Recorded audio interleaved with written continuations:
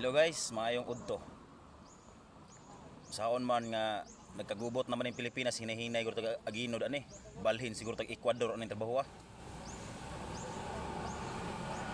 Kay madamay ta sa gubot. Ang kanima kong kagubot nila, Guys, daghan madamay. may dakpunon ang pangalan si Esperila. Pero unsaon man Kay tao pa to sa ni na Marcos. dili Dakpunon pud to. ta makaingon nga di ta mahawa kay lisod na kayo. Tago-tago na sa karon guys. O karon Taalan niya si Esperila. ani aday kami diri karon sa bukid sa Santo Limbo, buntod sa Santo Ratoy, atbang sa Lubing Harag. Tingig tagkabaw sa kong lolo sa una. Tira. Tira. Tara guys, gipangita na nga tao. Mao na nga guys. mong girescue nga kuan. O Nasa karon guys. kaning sa kuwan. Pilipinas naganam-anam na nagkapala sa mapa.